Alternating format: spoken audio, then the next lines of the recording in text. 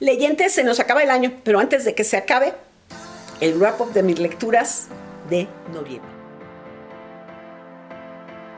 Sí, ya estamos en el último mes del año. Bueno, por lo menos es cuando estoy filmando yo este video, cuando inicia el último mes del año. Y quiero compartirles mis lecturas del mes de noviembre. Como siempre, leí en digital, audiolibros y libros físicos. Buenas lecturas, otras medianas. Ya saben que siempre hay de todo. Entonces, pues empecemos con estas lecturas, ¿no? El primero, que fue una lectura de noviembre, porque veníamos de octubre del terror, entonces todavía se quedó, Misery. Fue una relectura para mí y me encanta. Es la tercera vez que leo este libro de Misery. Es fenomenal cómo el terror psicológico que maneja Stephen King logra penetrar en tu mente y te pone la piel chinita esperando, no que te pase a ti, no son cosas que pero que al personaje principal, que es el escritor Paul Sheldon, le van a pasar cosas por una lectora frecuente, la fan número 1 de sus libros de Misery, que es Annie Wilkes. Y cada vez que tú crees que va a pasar algo, te dices no, y le pasa, y cosas que, híjole, aquí sí se pasa de cruel Stephen King, pero terror, para mí de terror psicológico es la novela número 1 de Stephen King y de muchos autores. También terminé de leer porque fue una lectura de 2 meses y medio, cuentos inconclusos de la Tierra Media y de Númenor, de J.R.R. Tolkien. Híjole, nuevamente, el Silmarillion fue difícil, es difícil, un poco menos difícil porque las narraciones son un poco más largas. Entonces te enteras de muchas cosas. Pero es un libro que te demanda mucho. Es un libro que les digo yo muy celoso porque tienes que estar checando muchas referencias a otros libros de Tolkien, sobre todo al Silmarillion, que tienes que leerlos al mismo tiempo, y el Silmarillion, porque tienen muchas referencias cruzadas. Y este libro, por si ustedes no saben, son cuentos inconclusos que el hijo de Tolkien encontró y cuando muere su padre, él los publica. Pero además te pone, después de cada cuento, bueno, existen 3 versiones de mi papá de este personaje, porque al principio decía esto de este personaje, después esto, después esto. Y yo creo todo esto. Entonces sí se hace un poco pesada la lectura. Y yo les digo que esta es fantasía profunda, porque sí es para los muy amantes de la fantasía, porque sí tiene muchas cosas de cómo creó ese mundo Tolkien tan grande, tan mágico, pero tan complicado. Entonces sí se los recomiendo a los que son fans de Tolkien. En digital leí un libro que me habían recomendado mucho, lo leímos en Club de Lectura, es Las chicas de Chapel Croft, de C.J. Tudor. Es un libro que cuando tú lo empiezas a leer, bueno, tenemos a un reverendo Jack con su hija Flo que se tienen que cambiar a otra población, a Chapel Croft, porque hubo un problema donde vivían antes. No sabes qué problema hay. Llegan a una población donde hace muchos años, en la época de las brujas, quemaron a una serie de gentes y entre ellas a 2 niñas porque creían que eran brujas y todavía tienen la costumbre de quemar brujitas por lo que pasó en ese pueblo. Pero tú, cuando llega Jack y Flo a ese pueblo, tú estás convencido que va a ser un libro de espantos y sí tiene algunas partes sobrenaturales, pero más que un libro de espantos es un thriller que nunca te imaginas cómo va a terminar. Hay cierta parte del thriller que tú vas viendo cómo se va armando y dices, va por aquí, va por acá, pero el final dices, no, desde el principio hay algo que tú empiezas a leer sobre Jack y hay una sorpresa, pero el final nunca crees que hay unas relaciones ahí y algo que se cruza. Y hasta que no lees los últimos 2 capítulos no entiendes cosas que pasan antes, que te dices, oye, yo entendí, porque por un lado te están dando la historia del pasado, de lo que pasó en Chapel Croft, en el pasado, lo que pasó hace unos años con 2 chicas que desaparecieron y un asistente de un vicario que también desapareció. Lo que pasó en la vida de un personaje que tú sabes que va buscando algo y algo que pasó en la vida de Jack. Pero cuando empiezan a pasar cosas, dices, oye, pero ¿por qué sale esto de esta historia en esta historia? No era, o sea, no entiendo. Pero en los últimos 2 capítulos entiendes todo. Y hasta cuando dices, es de esas novelas que cuando lees los últimos 2 capítulos dices, a ver, déjame ver. Y te tienes que regresar para ver si es cierto, si está bien relacionado. Es más, es una novela que yo creo que tienes que leer 2 veces. Por supuesto que es de 5 estrellas. En el Stephen King Club leímos Elevación. Elevación, un libro tan bonito de Stephen King, tan diferente a todo lo que escribe Stephen King. Un libro pequeño que nos habla de Scott. Scott es un hombre que empieza a tener un problema, empieza a bajar de peso, pero su físico se ve igual. O sea, tú lo ves y lo ves gordito, pero ya bajó 20 kilos, que pues 20 kilos, digo, yo los quisiera bajar porque ya se notan. Pero él bajó 20 kilos y no se le notan. Pero además se sube a la báscula y te dice el peso que tiene. Pero si tú le das unas pesas de 10 kilos, sigue marcando su peso, no marca el otro peso. Entonces empieza a ser muy, muy raro. Pero con esta enfermedad tan rara, Scott, que no quiere ir con los doctores porque dice es una enfermedad muy rara y voy a ser una rata de laboratorio. Scott empieza a cambiar su visión de la vida, empieza a cambiar con gente que tenía problemas o ciertas enemistades que había en su pueblo, con pequeñas actitudes tan pequeñas pero tan bonitas, empieza a crear unas relaciones con gente que antes se llevaban mal y unas relaciones muy cercanas, muy lindas. Entonces, ese es el mensaje que da el libro. Es un libro con mucho, mucho mensaje que nunca creerían que es de Stephen King. Por supuesto que para mí es un libro de 5 estrellas. De Isabel Allende le tocó el turno a Eva Luna. Eva Luna, que es un libro de Isabel Allende que nos narra de una chica que pues nace en unas situaciones muy precarias, en un país de Latinoamérica, no sabemos cuál.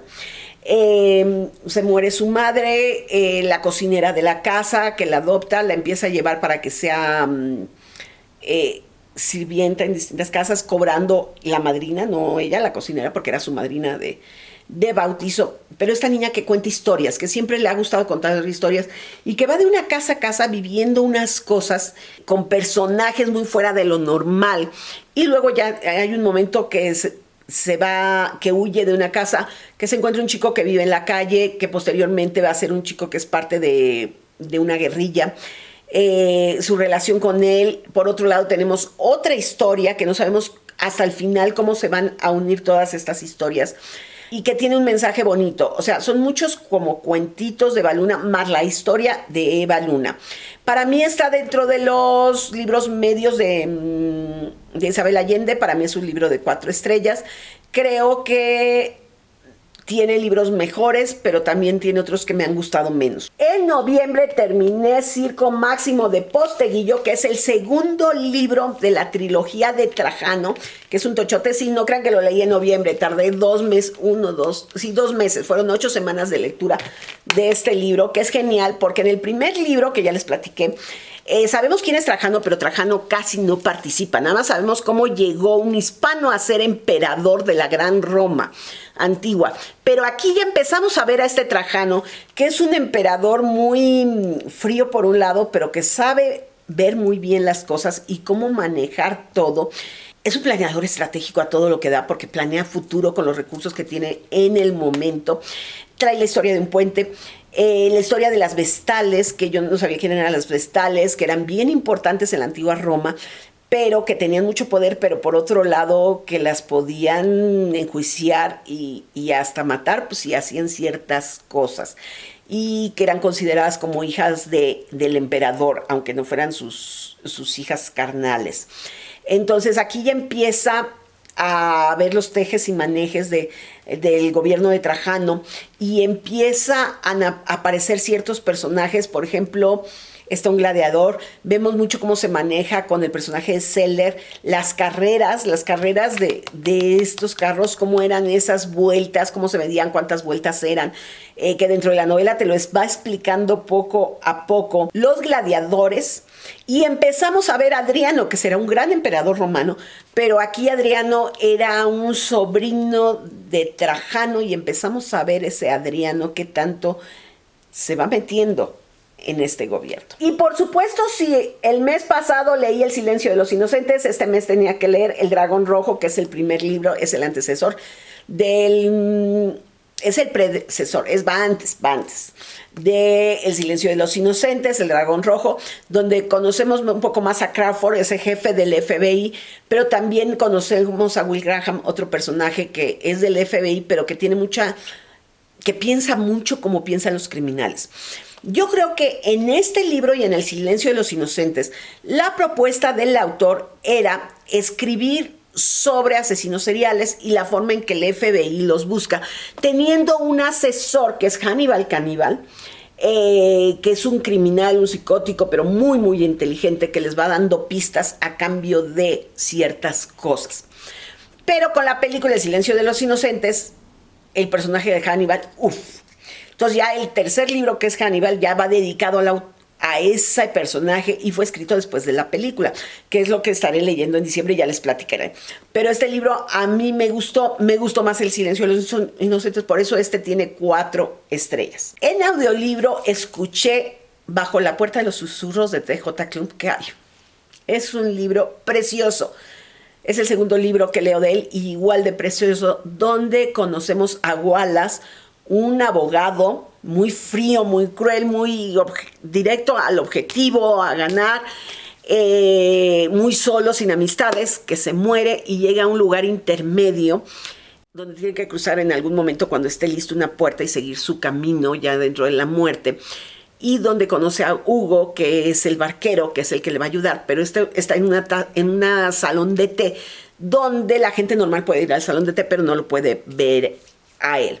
Me fascina este autor porque este autor te maneja la inclusión de raza, de género, de todo tipo, pero de una manera tan natural que ni la sientes, que ni lo cuestionas. Me fascina como debería de ser el mundo de inclusivo. Esa visión que tiene en sus 2 libros me encanta. No está forzada, es natural, fluye.